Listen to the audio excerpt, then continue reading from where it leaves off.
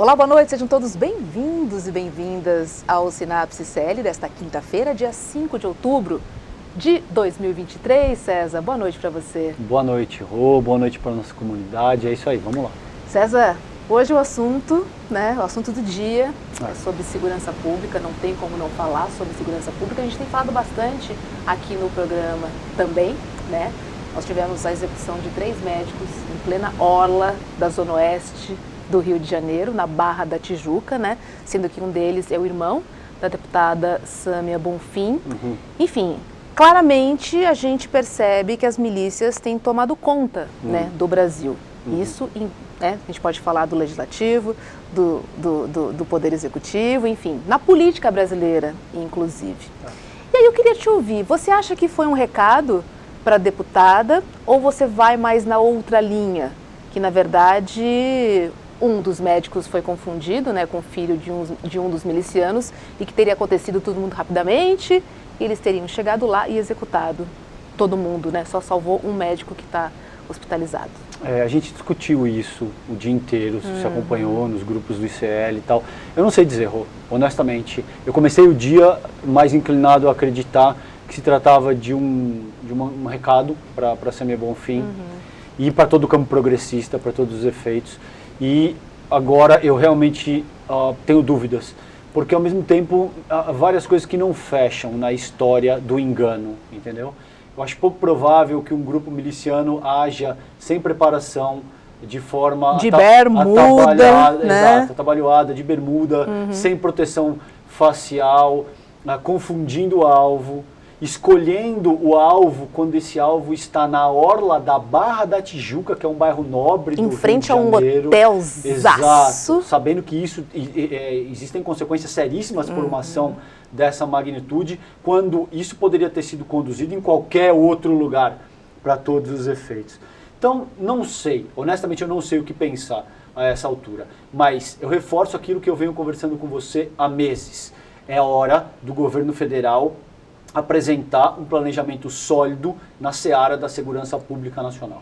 É a hora da esquerda tratar dessa pauta com a densidade que essa pauta merece, relacionando caristia e banditismo, relacionando um modelo de sociabilidade capitalista que te compele à competição o tempo todo e que concentra cada vez mais recursos na mão de uma minoria e cada vez mais caristia na mão da maior parte do povo, com os níveis alarmantes de violência e morte que a gente tem no Brasil. Essas coisas não podem estar dissociadas. Existe uma correlação muito intrínseca entre tudo isso que precisa ser discutido no nível sociológico e é hora do governo federal agir nesse sentido. Robson. A gente tem as polícias do Rio, de São Paulo envolvidas e também a Polícia Federal.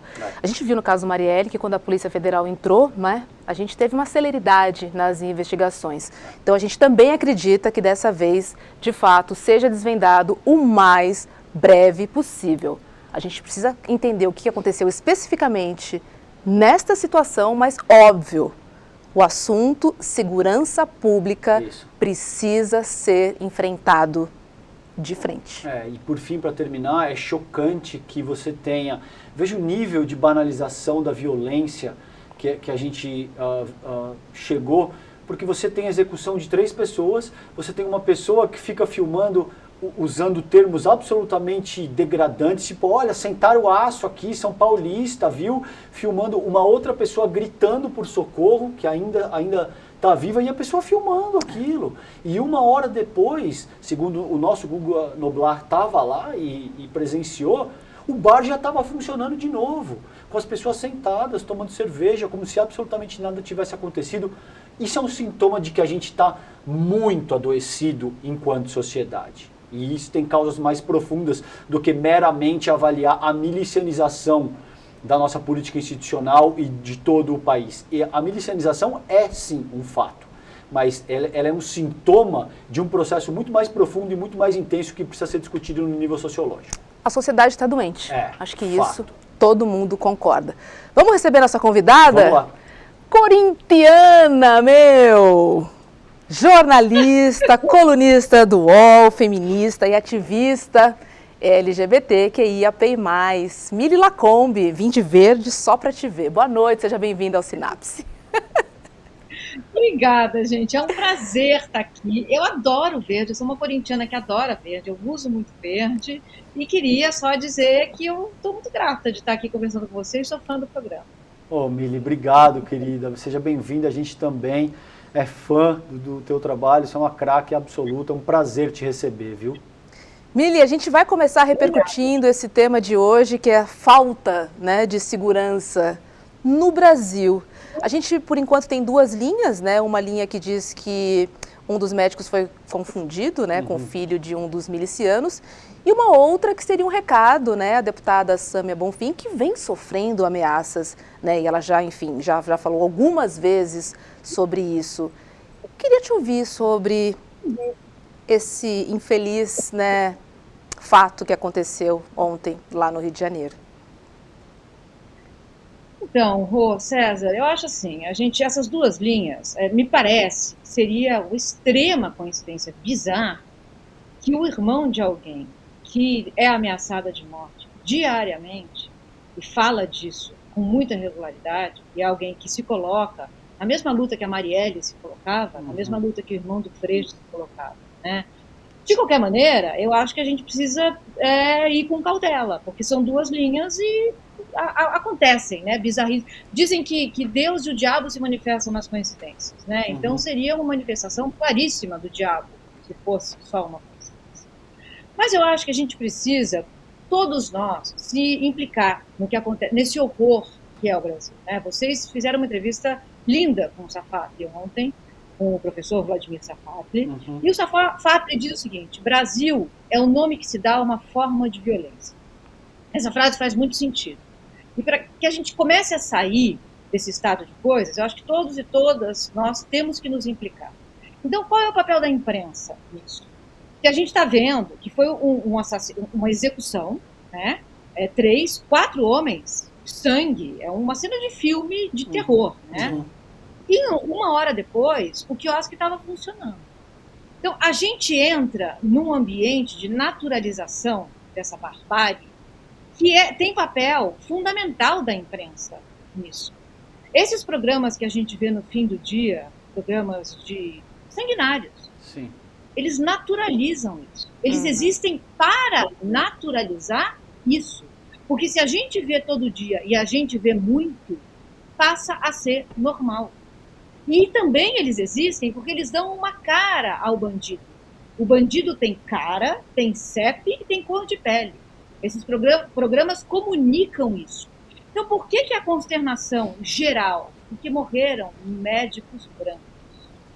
Essa consternação deveria nos indignar todos os dias, com todas as execuções que acontecem nas favelas e nas periferias. E a gente perdeu isso, porque esses programas contribuem para que a gente fique anestesiado e anestesiado. Então, é hora da imprensa se implicar em tudo isso que está acontecendo. O debate das fake news, por exemplo. Gente, fake news não é alguém falar assim, a Terra é plana. Fake news é você fazer aquilo que o Jornal Nacional fez com a Lava Jato também. Você só dá um lado da história, você pegar o que os procuradores te falam e noticiar como se fosse verdade. Tudo isso precisa entrar no debate.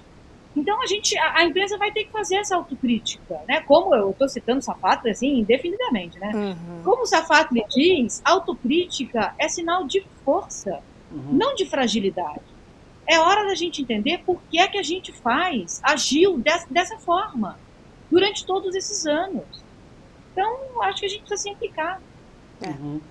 Ô, Mili, e eu venho insistindo, quero te ouvir a respeito disso, eu venho insistindo com a Hobbs nos nossos programas, mesmo antes da gente começar o Sinapse no N2, que o governo federal precisa trabalhar uma iniciativa maciça na seara da segurança pública e que a esquerda tem uma certa dificuldade de trabalhar com esse tema, porque em alguma medida o tema envolve questões que são sensíveis, questões que remetem à punição, que remetem ao uso da força, ainda que seja o uso legítimo da força. Mas ao não fazer isso, a esquerda não consegue abordar a questão da segurança pública de uma forma mais integral, de forma a correlacionar banditismo e caristia, de forma a se alientar que não existem indivíduos malvados por natureza na sociedade, que esses indivíduos se constituem com base em um modelo societário que os cercam, o que também não significa simplesmente dizer que são vítimas da sociedade, a coisa é muito mais complexa do que isso, mas reconhecer que a gente se constitui com base naquilo que nos é oferecido, sobretudo durante os anos iniciais da nossa primeira infância. Como é que você sente essa questão? Você acha que, enquanto comunicadora, você acha que é o caso, o governo federal deveria se posicionar nesse sentido, ou você acha que o governo Lula não deve entrar nessa contenda? Então, é um assunto bem complexo, e eu achava que esse caminho da conciliação era o caminho que ia nos conduzir a algum lugar melhor, algum lugar de mais justiça. Vamos sentar e conversar, não vamos radicalizar as pautas, vamos ouvir o que o outro lado tem para falar. Mas, assim, esse caminho não funcionou. Não funcionou nem aqui, nem em nenhum lugar do mundo. Por mais que ele seja mais bonito, mais romântico, mais idílico, a gente precisa ter algum tipo de materialidade, olhar para trás e falar, gente, não deu certo. O que vai ser feito agora? A extrema-direita não tem medo de radicalizar. Quem tem medo de radicalizar é a esquerda. Então, por exemplo, a pauta da segurança pública. A esquerda, Lula é centro-esquerda, né, gente? Mas até a esquerda. Vamos colocar o PSOL mesmo. Não fala claramente numa pauta que me parece básica, que é o fim da polícia militar. A gente precisa tratar disso sem tabu. O fim da polícia militar não quer dizer que vai acabar a polícia. Ah, então você quer a baderna, porque o diálogo se dá mais ou menos nesses dois lugares. Extremos, você quer o fim da polícia, você quer a baderna. Quero ver na hora que você for assaltada, quem vai te defender. Não é o fim da polícia, é o fim de uma lógica militarizada que cria a ideia de um inimigo. A polícia militar nasceu com bases muito racistas para encontrar, localizar e eliminar o inimigo. É assim que toda a polícia militar é formada. Então, precisa haver um inimigo. Senão, o que ela está fazendo aqui? Né? Não adianta essa polícia ficar no nosso dia a dia. A polícia militar é para fronteiras. Para se vier alguém tentando invadir, é uma coisa maior.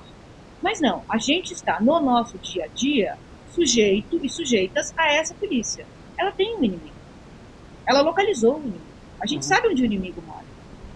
Vou falar de novo a mesma coisa. O inimigo tem CEP, tem cor de pele, tem gênero nesse caso. Né? Então, a esquerda falha em ter medo de radicalizar, em ter medo de falar pautas básicas, como uma jornada menor de trabalho. A gente continua falando as mesmas coisas, tentando falar bonitinho para ver se o outro lado vem com a gente. Vou contar uma história rápida. Peguei um táxi outro dia em São Paulo. E a gente parou no trânsito, no centro da cidade, e o motorista começou a reclamar do prefeito, do governador, dos políticos de uma forma geral, de quanto ele está trabalhando, de como é difícil trabalhar tanto assim. Até aí, estou me solidarizando com ele, né? Aí ele fala assim no final, e eu vou te explicar por que isso tudo está acontecendo. E eu pensei, gente, ele vai falar do capitalismo, né? Ele falou porque homem deixou de ser homem e mulher deixou de ser mulher. Meu Deus! Eu ouvi você contar essa história e eu achei genial a tua sensibilidade de perceber um sinal do teu tempo quando você contou essa história. Incrível. Incrível. Então é falta de um discurso que mobilize esse cara. O taxista, um homem branco heterossexual que está trabalhando 17 horas por dia. Como trazer ele para o nosso campo? Né? A gente não está conseguindo. E o discurso que pega, porque é um discurso forte, a única coisa que você sabe da vida é o que é ser homem. Você vai deixar tirarem isso de você? Não podemos. Vem com a gente. E o bolsonarismo tem uma dimensão muito grande dessa masculinidade, né? Muita gente foi com ele por isso. E só um pequeno parênteses, Robson, antes de te devolver a palavra, um aspecto muito interessante que Mili traz para o debate é que a polícia ela tem um alvo pré-determinado, porque, por exemplo, a primeira expressão militar, policialesca que se cria no Brasil, se cria no Império em 1823, um ano depois da criação do Império por Dom Pedro. Sabe como é que chamava isso? Não. Batalhão dos Caçadores. Veja. E é óbvio que tinha um objetivo muito claro, que era caçar a população negra rebeldes, sobretudo, e os indígenas da nossa terra. Então, o legado histórico e cultural que conforma o nosso militarismo tem como premissa elementar isso que a Mili acabou de colocar. Por isso eu concordo que a desmilitarização da polícia precisa ser, é uma pauta sensível, difícil, mas que precisa ser trabalhada. Mili, aproveitando que você falou, né, sobre homens e mulheres, eu queria também trazer um assunto que é a descriminalização do aborto, né? Um outro tema que gera muita polêmica e está lá no STF. Eu sempre penso em duas linhas, né, quando eu falo sobre o aborto. Primeiro é que a falta de compreensão que a gente está falando sobre saúde pública, ela é gritante.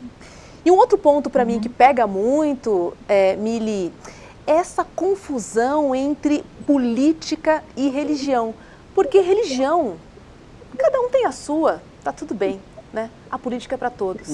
E aí, quando a gente está falando sobre o aborto, a gente está falando sobre o direito de uma mulher decidir.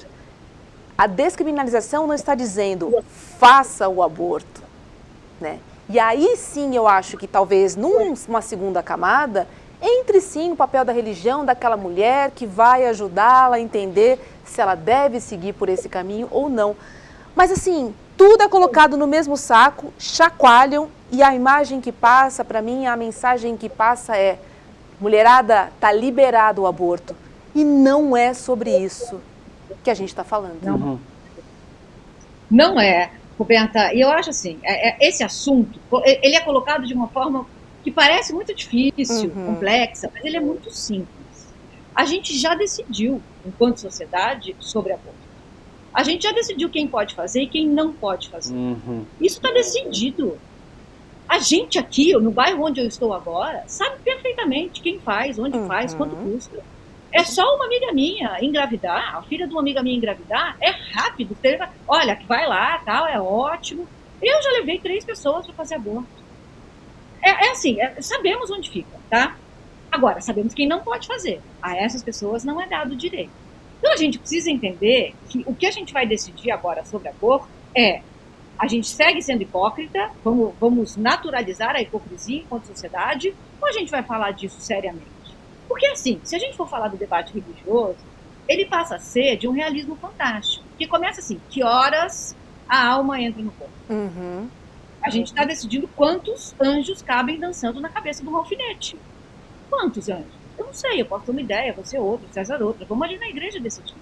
Não se trata disso. Isso é bizarro. Não é religioso. É um caso de saúde pública, que a gente já sabe quem faz e quem não faz. Não adianta a gente trazer quem lê a Bíblia como quem lê a Folha de São Paulo para o debate. Não são notícias o que está na Bíblia. Não teve um dia que Noé fez uma arca e o primeiro casal de, sei lá, javalis entrou. Não houve esse dia, são fábulas, são mitos, é simbologia. Parábolas, então a gente... né? Parábolas, exatamente. Então a gente precisa decidir, enquanto sociedade, se a gente vai continuar a ser gritantemente hipócrita ou se a gente vai tratar o aborto sem a religião no meio. Querem discutir que horas a alma entra no corpo? Tá tudo certo. Teologicamente é um debate bom. Vamos ali em outro ambiente. Aqui o debate não é complicado e não deveria ter tabu. Se trata de saúde pública. Tem mulheres morrendo. Essas pessoas que se dizem a favor da vida não são, de fato, né, gente, a favor da vida. Se não estavam agora mesmo nas favelas e periferias chorando as crianças que morrem todos os dias. Então não se trata de vida, se trata de regular o corpo da mulher. É só isso. Quando, como, com quem a gente vai poder transar. É isso. Perfeito. Eu fiz um post um dia desses e eu recebi muitos ataques também, dizendo que eu era abortista, dizendo que eu era um esquerdista alucinado e tal, exatamente porque eu fiz essa proposição de que, primeiro, o debate sobre o aborto ele tem que estar na seara sociológica e não teológica. Sim. Que é isso que a Mili colocou aqui. E depois eu honestamente acredito, essa é a parte mais polêmica, que as pessoas mais reagiram, mas eu honestamente sinto a questão dessa forma. Depois de que tudo tiver sido dito e feito, a palavra final precisa ser das mulheres. Porque o organismo implicado nas decisões é o organismo feminino. Então não cabe ao homem dar a última palavra, considerando que não é você que enfrenta as consequências finais desse processo. Eu estava brincando, conversando com o Helder Maldonado, a gente faz a Galãs Feios, tem um viés mais leve e tal, e a gente chegou na conclusão que é o seguinte: se homem engravidasse, você ia ter assim lugares de aborto no qual você pode jogar bilhar, no qual você pode, entendeu? Já tem o caixa eletrônico para você abortar, tirar dinheiro e comprar pão para levar para casa. Por isso que homem usa camisinha e mulher tem que tomar remédio. Exato. É por isso. Exato, porque o que tá em jogo aqui, por isso que o debate é sociológico, entende? É o que a Mili está propondo, é a respeito de controle societário. Essa é a pauta aqui. E quando a extrema-direita se apropria de pautas morais, entre aspas, que a gente sabe que de moralidade efetiva não tem absolutamente nada, é uma questão, sobretudo, socioeconômica e de raça que está sendo advogada aí. Porque você veja que, levando para a nossa próxima pauta, no caso da Unisa, por exemplo, aqueles estudantes que perdão pelo termo, mas baixaram a calça e fizeram uma masturbação coletiva, não sofreram qualquer tipo de rechaço. Foram aceitos de volta novamente pela Unisa. Qual a chance de você ter homens pretos de uma classe socioeconômica mais empobrecida adotando uma atitude análoga e saindo incólume desse jeito? Então, queria te ouvir, Mili, acerca dessa questão da Unisa e como é que você entende essa correlação entre pauta moral e condição socioeconômica, racial, etc. Sim, para responder, eu vou voltar um pouco ao aborto. Tá. Porque falar de aborto, a gente não poderia falar de aborto sem falar de justiça reprodutiva. Porque se trata exatamente disso que você está falando. As mesmas pessoas que dizem vai ter o filho, elas não estão preocupadas em que condição a mulher vai ter o filho. Mas olha, tem muita gente que escolhe o aborto mesmo correndo o risco de morrer porque não tem condição econômica de criar uma criança. Mulheres que trabalham 12 horas por dia, 7 dias por semana. Qual é a solução? Essas pessoas não estão preocupadas com isso. A solução é creche, educação sexual, é você estabelecer um ano para que essa pessoa fique em casa, é falar de paternidade, é envolver pais. Qual é o papel do pai? É educar. A solução passa por aí. Então, aborto é justiça reprodutiva. A gente deveria, enquanto sociedade, estar falando disso. E a gente cai aí, nesse caso absurdo, dos caras da Unisa, que fizeram, é o que você falou, assim, não haveria a possibilidade deles serem negros, fazerem isso, por exemplo, num evento com mulheres brancas. Não haveria. Eles estariam banidos, fim, sai. A gente viu a Marcele Decoté, né? Ela errou, a assessora da Aniele Franco, na final São Paulo e Flamengo. Ela fez uma série de tweets ruins, errados, um equívoco. Tudo bem, ela errou. Não há segunda chance. Para uma mulher negra que erra. Para uma mulher que erra, gente. Não há segunda chance. Uma mulher, a gente erra pelo gênero. Um homem erra sozinho. Então, por exemplo, se você vir uma mulher fazendo uma baliza errada, alguém vai falar, gente, olha, mulher não sabe dirigir.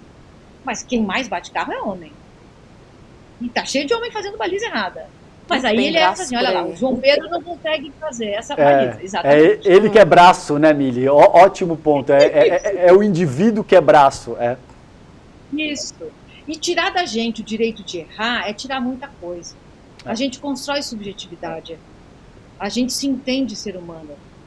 A gente cresce errando. Então, eu acho que a gente está falando do sistema da diferença sexual, do regime da diferença sexual. E esse é um assunto importante também que a esquerda se omite. Não tem muito isso sendo discutido. Sabe? A gente aceitou essa ficção de ideologia de gênero. A gente nem se opõe a isso. Eles falam e parece uma coisa outra. Tem gente que tira um sarro da linguagem neutra. Gente de esquerda que tira um sarro da linguagem neutra. Sabe? Então é muito violento. A gente entende violência quando alguém quebra o vidro do nosso carro e leva o celular. Mas a gente não entende violento como uma emissora que passa o dia inteiro falando a favor da privatização do transporte público. É uma violência. Sim. E da Sabesp. É uma violência. É uma violência que não exponham que o mundo inteiro está reestatizando. É uma violência que não digam que água não é mercadoria. que transporte público não é mercadoria, que a lógica do lucro não pode operar num vagão, porque eles vão querer o vagão lotado sempre, porque é isso que dá lucro. Não. Quem passou o dia ontem vendo os canais de notícia acha que a privatização do transporte público e da Sabesp é ou boa, ou muito boa, ou excelente, ou maravilhosa. São essas as opiniões. Então, você limita o escopo de debate do centro à extrema-direita, e ali dentro você fala, aqui podemos debater. E cria-se um teatro da democracia. Cadê os sindicalistas? Cadê os metroviários? Cadê a população? Cadê o outro lado? Não tem. Isso é violento. E isso também é fake news. Maravilhosa a tua fala. Queria misturar um pouquinho o assunto sobre violência, né? Violência sexual, uma violência contra a mulher, com os médicos, né? Só que dessa vez não com os estudantes, mas com os médicos que estão aí atendendo nos hospitais, né? O ano passado eu fiz uma microcirurgia, Mili, e confesso que não tem como não pensar numa situação de vulnerabilidade enquanto mulher, hoje sendo atendida por um médico, né? Juro, César, a gente está falando, enfim, sobre temas que são caros, né, para as mulheres, mas a gente vive uma situação que é, assim, muito, não vou falar incontrolável, mas ela é uma situação dura demais, né, contra a mulher, né, porque quem sofre o abuso é a mulher, claro, né, quem é a vítima é a mulher. Quem morre por feminicídio é a mulher. Claro. Né? Só que a gente está muito longe de ser o sexo frágil. Mas muito longe de ser o sexo frágil. E aí eu queria te ouvir, Mili, porque essa é uma preocupação que eu acredito que todas as mulheres hoje em dia têm, que é, eu preciso ir ao médico, eu preciso fazer uma cirurgia, mas quem garante? Né? A gente teve o caso da Laís Souza também, recentemente, que contou que foi abusada. Quer dizer, os casos pipocam por aí e, de novo, né, contra a mulher. Sempre a mulher. Você sabe, é muito interessante, Roberta, é muito interessante você falar isso, porque a minha ex-mulher, há um mês, foi fazer uma cirurgia. E eu fui ser a acompanhante dela. E a gente estava, na véspera, falando disso. Você está com medo? Ela falou, estou com medo. Eu falei, do quê? Ela falou, de eu ser abusada no centro cirúrgico. Aí a gente começou a tentar entender como poderíamos nos prevenir disso. Será que eu poderia entrar? Eu não sei, sabe? A gente começa a pirar. Tem câmeras? Será que tem câmera lá dentro? Aí a gente começou a entender que aquilo era uma crueldade, uma violência. A gente não deveria estar preocupada com isso. Ela deveria estar tentando se tranquilizar. Exato. Era uma cirurgia de algumas horas. E a gente estava preocupada em ser abusada. E aí eu voltei um filme na minha cabeça, eu operei o joelho 2 vezes com 25. E aí? 25 anos eu tinha. Eu não sabia de nada disso. Eu fui. Eram só médicos. Só homens. A gente não pensa sobre isso? É perverso. Claro. É muito perverso viver nesse mundo, sabe? Esse é o ponto central. Uma vez que você devia estar se preparando para enfrentar uma situação que em si já é dura, porque você não sabe exatamente como aquilo vai discorrer e você ainda precisa estar preocupado em se certificar de que a pessoa que está ali para te amparar não vai cometer um tipo de violência absurdo. É muito cruel e eu entendo que eu, enquanto homem, nunca passei por isso. E nunca me vi nem compelido a pensar nesse tipo de coisa. Então, eu imagino o quanto doloroso, o quanto desgastante. Eu sinto a dor, mas é algo que eu nunca vou sentir enquanto homem, entende? Então, é de fato muito cruel. Mili, vamos falar um pouquinho de uma... Fala, querida. Claro, por favor, deve. Porque é importante a gente dizer que homens não são assim e mulheres não são assados. Sim. Não é que homens nasceram ruins e mulheres nasceram boas. Há homens maravilhosos, há mulheres perversas. Claro. Né? A gente não está falando de nada que seja naturalizado, é tudo construído. Quando a gente nasce e o médico diz é menino ou é menina, está traçado um destino ali.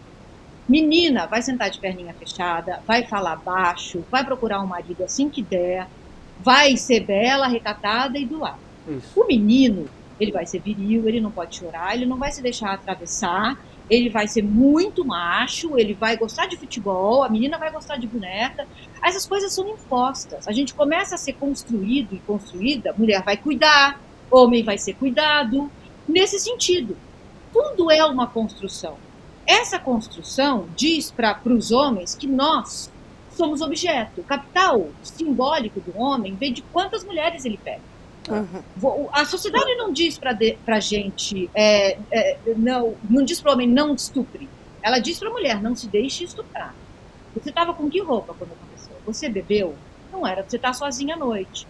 Então essa objetificação dos nossos corpos, do sujeito, quer dizer, o sujeito nem existe, é só um objeto, faz com que homens se sintam à vontade para atuar desse jeito. Quando acontece um caso de violência sexual no futebol, eu corro para dizer assim, essa pessoa não é um monstro. Ela é vítima da mesma sociedade que produziu eu e você. A gente precisa se implicar no que está acontecendo. Uhum. Então, eu tenho falado muito assim, o feminismo é uma luta de emancipação de todo mundo. Sim.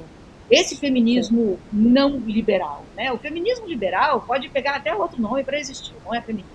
Mas é o feminismo decolonial, antirracista, anticapitalista. É esse que vai levar homens e mulheres e seres não binários longe. Concordo, e eu quero contribuir com isso, porque eu acho que esse é o cerne, por exemplo, do que eu trago no Esfarrapados. Eu já te disse isso várias vezes. Olhando para a extrema-direita, eu cheguei à conclusão, eu me perguntei durante muito tempo, qual é o elemento central, nevrálgico, que levam essas pessoas a se alinharem com a extrema-direita? E eu já te disse isso, eu cheguei à conclusão de que é a proposta que o desenvolvimento humano parte de uma premissa biologista.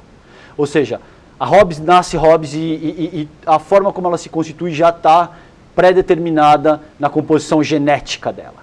Isso que a Mili está propondo é o extremo oposto. É o desenvolvimento histórico e cultural, por exemplo, segundo Vygotsky, aborda no enfoque histórico e cultural. Mas você, obviamente, não acredita no biologismo. Não, eu critico. Eu critico o biologismo como sendo o cerne da abordagem da extrema-direita e da direita liberal também, entende? Porque são pessoas que acreditam que existem seres humanos mais fortes ou mais fracos por natureza. Acreditam ou se confortam em acreditar, César? Não sei, Rô, eu acho que genuinamente acreditam, ainda que muitas vezes eles não verbalizem isso de uma maneira tão explícita. Mas isso tá conformado num substrato que anima essa filosofia. Se você pegar um cara, por exemplo, como Olavo de Carvalho, que é o guru do bolsonarismo, é para aí que eu vou levar a pauta com a Mili em seguida, e você lê o Jardim das Aflições, tá? Que infelizmente eu tive que ler esse tipo de porcaria para estudar o material. Ele usa uma linguagem muito rebuscada, ele cita de filósofos gregos a pensadores iluministas e toda uma linguagem em latim absolutamente sofisticada para, no fim das contas, te dizer essa mensagem que eu estou te dizendo.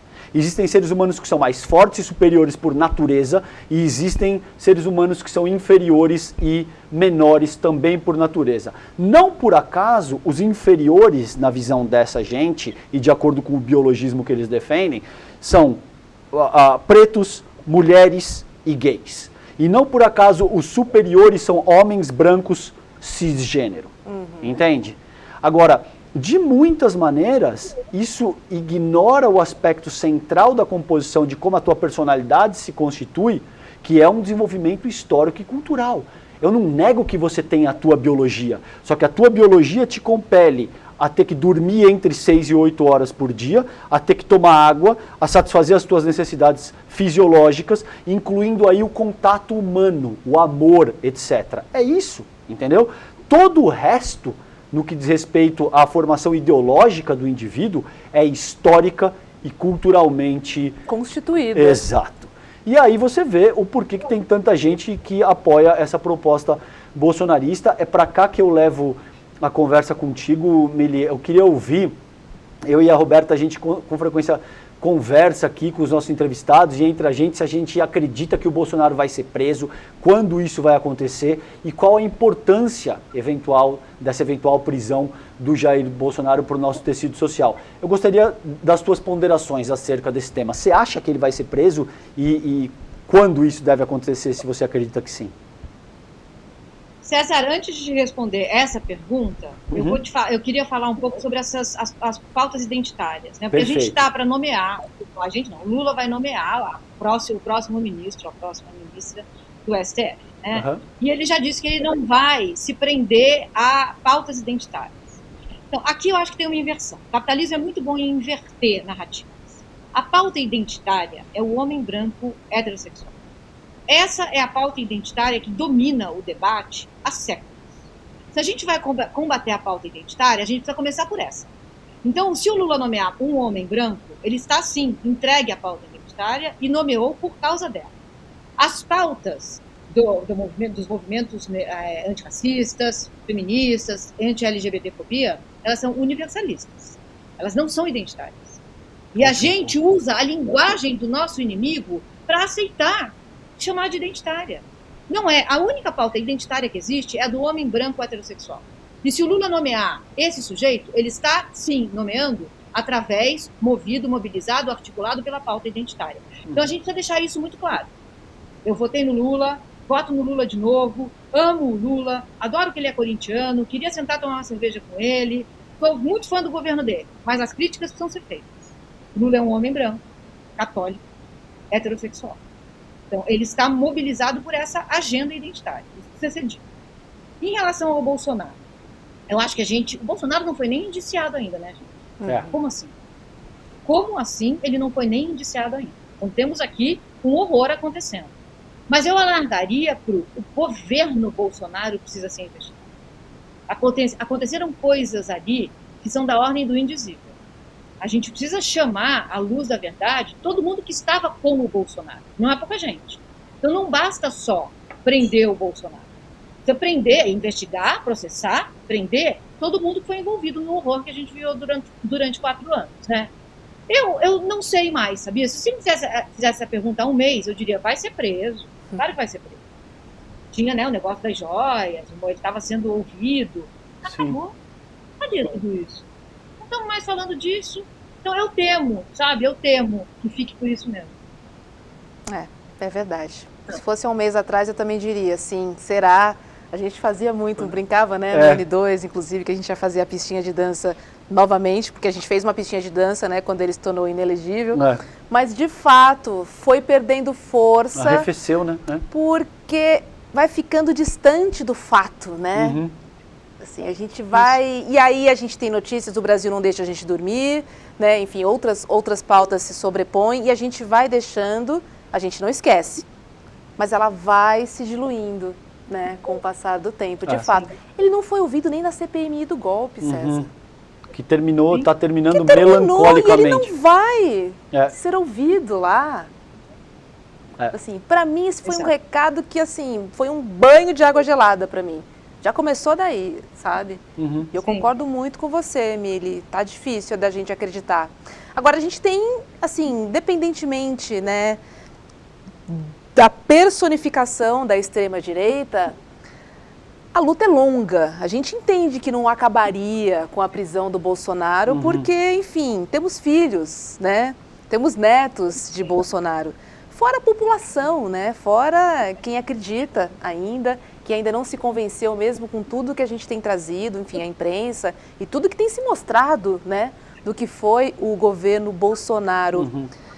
Você acredita que essa polarização, pelo menos, ela vai diminuir um pouco, Mili, num futuro próximo? Ou você acha que a gente vai ficar 50-50 aí por um longo tempo?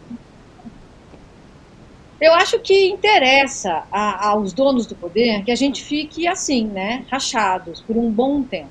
A gente viu o escândalo das Americanas também, né? Não aconteceu nada ali, gente. Nem vai acontecer, né? A gente teve uma suspeita de um desvio fiscal histórico, né? Que em tese esse dinheiro teria ido para o bolso dos já muito ricos. A gente não consegue nem calcular isso. Nenhum real, né? Não é? Então a gente, assim, não vai acontecer nada. E eu acho que essa polarização interessa, mas essa polarização, ela só vai acabar na hora que a gente trouxer o inimigo de fato à mesa, que é o capitalismo. Também é um tabu falar disso. Eles jogam o debate em todo o resto, ideologia de gênero, a madeira de piroca, a terra é plana, para que a gente não fale do que precisa ser dito. O capitalismo acabou. O que a gente está vendo é um estrebucho. E é um estrebucho feio. Teve um antropólogo, que eu não vou lembrar quem é, que falou que o fim do mundo vai ser lento, quente e fedorento. A gente já está vendo isso acontecer. E não é porque a gente foi mal, porque a gente foi bom, é porque havia uma classe dominante de pessoas que derrubou as florestas, explorou outras classes de pessoas e seguiu fazendo isso em nome de um acúmulo inimaginável de riqueza que não serve para nada. Ninguém vai se salvar sozinho disso, gente. Não adianta, não vai construir um foguete e ir para Marte, vai ficar quem em Marte? Vivendo do quê? Fazendo o quê? Se o homem comeu uma carne crua do outro lado do mundo e a nossa saúde foi afetada, como é que a gente pode falar em saúde privada? Como é que a gente pode falar em liberdade individual? O capitalismo, na sua forma mais recente, o neoliberalismo, é todo baseado nessa ficção de liberdade individual. Não existe. Eu não vou ser livre enquanto as pessoas estiverem sendo assassinadas na periferia. Eu não vou ser livre enquanto mulheres estiverem morrendo porque estão tentando fazer um aborto porque não conseguem pagar para criar uma criança. Nós estamos todos ligados, a gente é um bicho social. Foi isso que fez a gente evoluir. A gente não é o mais rápido, a gente não é o mais forte, a gente não é o mais alto, a gente não é sequer nem o mais inteligente. A gente sabe jogar junto, mas a gente sabe também jogar separado. Mas a gente só vai seguir aqui, nessa nave perdida no cosmos, navegando rapidamente por dentro do cosmos, na velocidade, sei lá, é enorme a velocidade, se a gente conseguir jogar junto. A gente está só acabando, a gente vai ser a primeira espécie que se auto-extinguiu. Os dinossauros tiveram um meteoro como desculpa. A gente não vai ter nada. A gente se auto-extinguiu. Então é disso que se trata. Enquanto a gente não trouxer o problema para a mesa e aquele taxista entender que eu e ele estamos do mesmo lado, a gente não vai sair disso. Ele vai continuar achando que o problema é homem não é homem, mulher não é mulher. Enquanto entrevistador, eu não deveria te dizer isso, mas eu fico tão satisfeito com a tua fala, porque eu identifico as minhas ideias saindo através da tua boca, e eu sinto tanta alegria na forma como você se conduz e na mensagem extremamente poderosa que você comunica, não só em termos de conteúdo, mas de eloquência também. Eu te admiro muito por isso, Mili. Vamos falar um pouco de futebol. Opa! Não tem, a meu ver, eu nunca fui torcedor de futebol, a despeito da Roberta não acreditar, eu amei jogar futebol, eu joguei futebol de salão, principalmente durante boa parte da minha vida, antes de começar a surfar, andar de skate, que depois essas coisas me interessaram mais. Mas é difícil ver, é impossível, não existe outra força social que cause o nível de coesão e de intensidade de reação da nossa população que você vê quando o São Paulo, foi o São Paulo que foi campeão agora, né? Recentemente. Para cima do Mengão. Isso, você não vê qualquer outra, não importa o que você mencione, você jamais vai ver esse nível de reação em termos de intensidade, de coesão. Não importa aonde você vá da cidade, são pessoas gritando, fogos estourando e tal. Então, assim, independentemente de gostar ou não de futebol enquanto torcedor, seria estúpido e ingênuo da minha parte negar que futebol é a principal força social que a gente tem em termos de promover coesão e arrancar reações das pessoas. E a Mili é a pioneira, enquanto comunicadora, de introduzir as mulheres numa seara que era basicamente masculina. Como é que você sente isso hoje, Mili, olhando para trás, olhando a forma como o futebol está organizado hoje? Eu gostaria de te ouvir, mas me parece que houve ganhos importantes das mulheres dentro do futebol. Não sei se é o que você almejava quando você começou a tua luta, mas houve ganhos importantes. Como é que você sente essa questão da presença e da participação das mulheres no futebol hoje em dia? César, eu acho que primeiro eu agradeço a sua fala tão carinhosa, obrigada mesmo, eu sou realmente muito fã de você, da Roberta, faz um tempo já, então obrigado, é muito querido. Bacana quando a gente escuta isso, de quem a gente admira.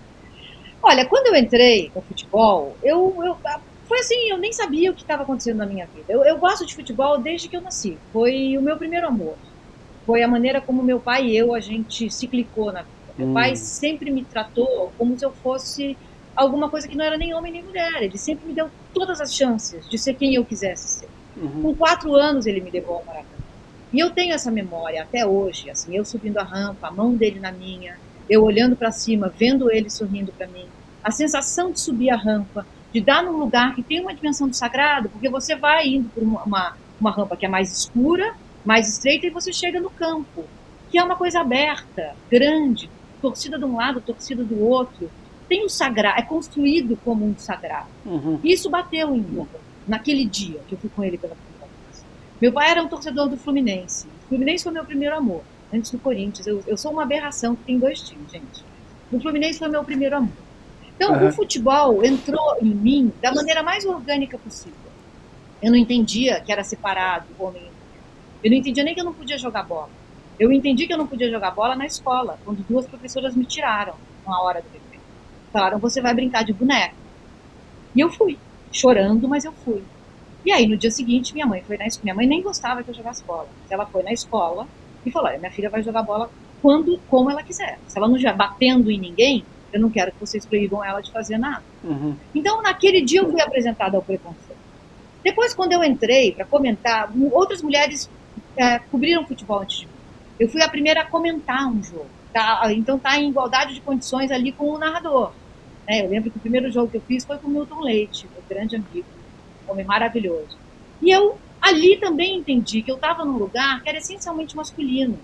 E que não ia ser tão fácil e gostoso como eu achei que ia ser. Eu ainda não era tão letrada no feminismo assim. Então eu não tinha ainda o vocabulário, a linguagem, man interrupt, sabe? Eu não sabia o que era isso. Mas eu sabia que acontecia coisas do tipo, 2 segundos antes de eu entrar no ar, alguém do meu lado, um homem, falava, teu cabelo tá ruim hoje, né? Pronto, estamos no ar. Então aquilo me dava uma desmoralizada. Mas eu não entendia como uma artimanha do sistema, porque eu estava entrando num lugar que, em tese, não era meu. Porque é isso, a gente soa como uma invasora, né? Vocês não são... Esse reduto era nosso.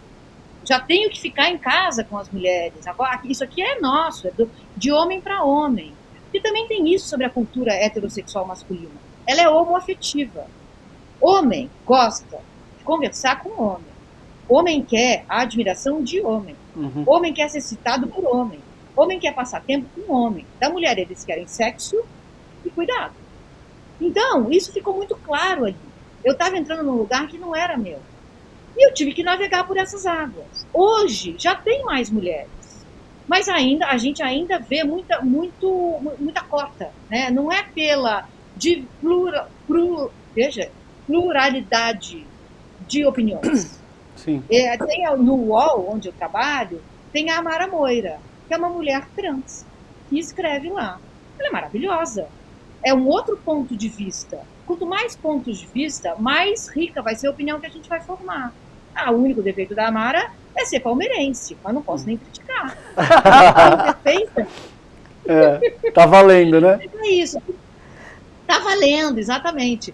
São outros pontos de vista. A gente foi criada nessa sociedade com um ponto de vista. O do homem branco heterossexual.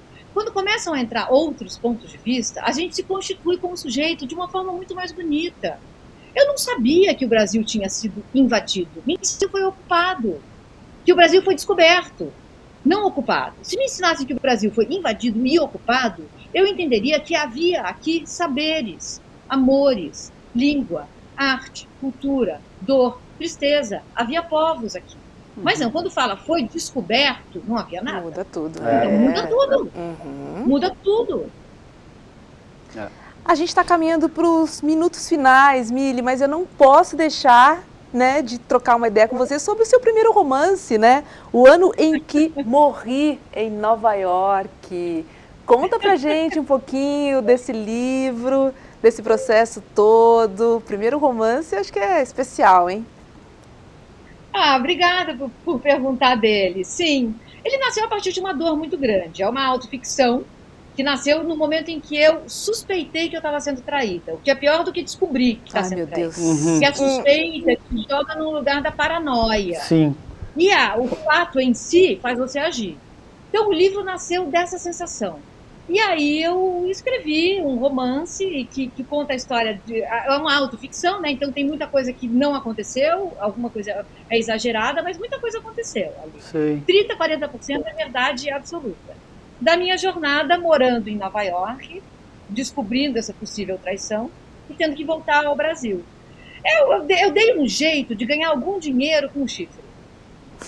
Aí deixa eu faturar com essa chifrada que eu tomei para tirar um proveito dessa história, porque, olha, ninguém merece. Eu tô tentado a te perguntar se você descobriu se a traição de fato se confirmou. Não sei se eu estaria sendo muito indiscreto te fazendo essa pergunta. Ou se ele vai ter que ler o livro para saber. Exato. Essa seria uma ótima resposta. Compre o livro e leia. Não, a traição, quando ela existe na cabeça, ela já existiu. Tá. Porque aí tudo muda, entendeu? Sim, a traição de fato existiu. Mas até não é escrevendo o livro, eu entendi que o real problema não era ela. Tá. Eram outras coisas que estavam acontecendo. E aí vai ter que ficar um papo por uma outra hora, porque a gente vai precisar falar, enquanto sociedade, da não monogamia. Tá. A gente precisa entrar nesse assunto. Porque é o seguinte, essa ideia de família que sustenta tanta coisa ruim no Brasil, sustentou um golpe de Estado, né, gente? Eles votaram em nome da família. Opa. Tem muita coisa por trás disso. Tem um núcleo hierárquico de poder, é uma ideia de família idílica, também muito hipócrita, né? Que precisa acabar. Então, às vezes, as pessoas falam assim, vocês LGBT, vocês querem acabar com a família. Até pouco tempo, eu dizia, não queremos. Hoje eu tô falando queremos. Queremos sim, gente. É isso que a gente quer fazer. A gente quer uma outra ideia de família.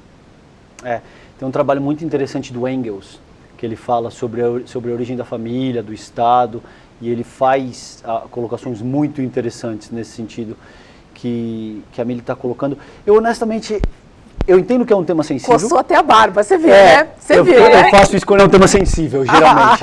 ela já sabe me ler, já. O problema da intimidade é isso, viu, Mili? Que a pessoa sabe ler a tua linguagem corporal.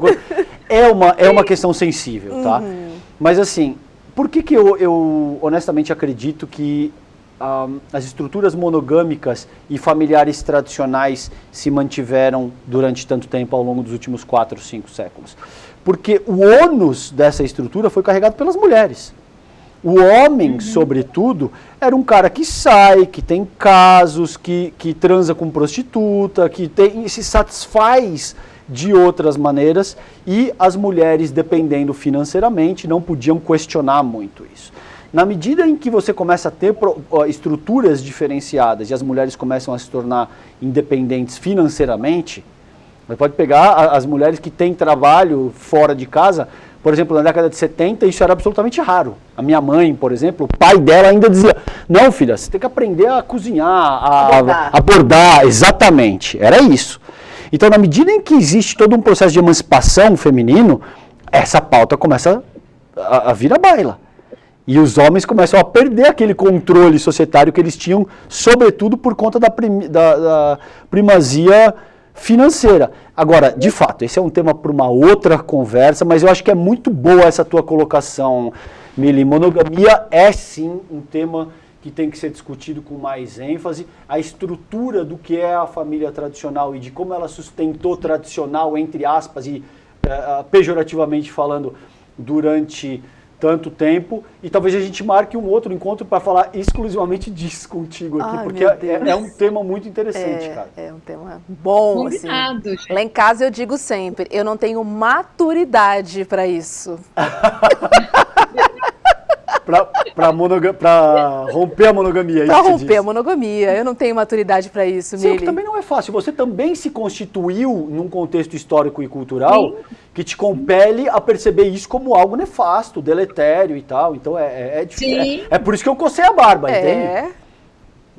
Não, e tem o ciúme, né? A gente é inundado disso. E tem essa ideia de que alguém é meu e que alguém vai comigo até o fim. E o medo de perder. É uma estrutura de poder. O medo de perder. Mas você sabe que as minhas ex-mulheres, elas são todas minhas melhores amigas. Então, assim, também o movimento das lésbicas tem muito a ensinar nesse sentido. Sim. Mas, gente, a gente pode bater um outro... Esse assunto é muito interessante. É muito bom, muito bom. Delícia, querida. O papo com você voou também. Você é uma potência, Mili. prazer falar contigo. Obrigado por toda a tua inteligência, por toda a tua simpatia, a tua humildade. E esperamos, né, você de volta aqui no Sinapse. Exatamente. E abaixa a monogamia. Pronto. Beijo. Obrigada pela oportunidade. Adoro vocês. Beijo. Valeu, Beijo, querida. Um beijo enorme, Mili. Esse Sinapse Especial Monogamia. Eu acho que alguém vai ter problemas em casa hoje, hein, dona Robs? Mas você sabe que a resistente da minha casa sou eu, né? Por incrível que pareça. Então não, entendi. Entendi, achei que era o contrário. Eu falei que eu não tenho maturidade para isso. Boa, é verdade, boa. Vamos lembrar que tem aula gratuita e aberta com o Eduardo Moreira. Bota aí na tela pra gente, por favor, dia 10 de outubro, às 8 horas da noite. E a aula é essa, ó, as 3 regras para investir com resultados. 10 de outubro, às 8 horas da noite. Já bota aí no seu Google Agenda, para ele te avisar quando começar a aula com o Edu. É só entrar em edu1.com.br/sinapse, tá bom? Vamos lembrar também da programação, que começa amanhã às 7 da manhã, com o Leandro Demore e o seu Desperta, das 7 às 8. E coladinho no Desperta tem o ICL Notícias, primeiríssima edição, das 8 às 10h30 da noite.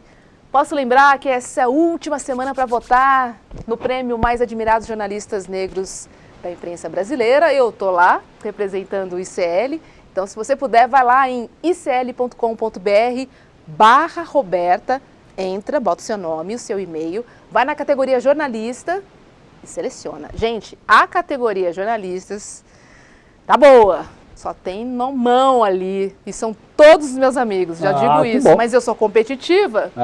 Falei, queria levar essa para o ICL, levar essa para casa. Não, exatamente, e o teu talento e o teu nome não deixa a dever para absolutamente ninguém. Eu quero deixar um recado também, Rô. Nesse sábado, gente, dia 7, sábado agora, depois de amanhã, eu vou estar no Rio de Janeiro, na FLIV, que é uma feira de livros. Eu vou tem um debate sobre os esfarrapados no Sintel, que é o Sindicato dos Trabalhadores das Telecomunicações, às 14 horas. Então, nesse fim de semana, no Rio de Janeiro, quem estiver aí no Rio de Janeiro, eu os convido a participar desse debate do meu último livro, O Esfarrapado. Colhem lá, calejam Zets. Que dia que é, então? Sábado 7, dia 7 agora. Só chegar? Só chegar. Calejão Zets. Vamos lotar aqui bancada para ver o Calejão ao vivo e a cores, falando sobre um livraço, que é o Esfarrapados. Ainda não terminei, amor, mas estou quase lá. Valeu. Um beijo para todo mundo, uma ótima noite e até amanhã. Tchau, tchau, gente. Se você investe ou se você tem a intenção de investir um dia, quais são os seus principais objetivos? Garantir a educação dos seus filhos? Trocar de carro? Comprar uma casa que finalmente você vai poder chamar de sua? Fazer uma viagem com a pessoa que você ama? Dependendo do resultado que você espera, você tem que planejar esse caminho de uma maneira diferente. São muitas dicas, são muitas regras, são muitos caminhos para se seguir, mas eu diria para vocês que existem 3 conceitos básicos que todo mundo deveria sempre ter como fundamento para um bom investimento. Eu preparei uma aula para o dia 10 de outubro chamada As 3 Regras para se Investir com Resultados. Uma aula que você pode participar gratuitamente, clicando no link aqui em cima ou aqui embaixo. Você, de uma maneira muito simples e muito rápida, vai aprender regras que vão mudar a sua relação com o dinheiro e com os investimentos e abreviar a sua caminhada até a independência financeira, até o equilíbrio financeiro. Se inscreve agora, participa da aula, chame seus amigos e amigas também para participar. E aí depois você me conta o que você achou. A censura é um horror. Com censura não há democracia. A democracia não respira. Já fui muito censurado ali pelo final da ditadura militar e sei como é triste, como é uma tragédia, não só para o jornalismo e para a comunicação, mas é uma tragédia para a sociedade. Eu tive jornais alternativos, ainda no meu tempo de Pernambuco, no Recife, censurados de não poder circular e de serem triturados ali pelos censores que chegavam nas redações e trituravam, empastelavam completamente as nossas publicações. Infelizmente, a experiência da censura tem se repetido no Brasil. Agora, em plena democracia, a censura vem por meio de alguns juízes de decisões do Poder Judiciário que vetam jornalistas, comentaristas de tratarem de alguns assuntos. Então, repetir essa experiência em plena democracia é muito doloroso e só me faz lembrar o pior dos tempos da ditadura militar.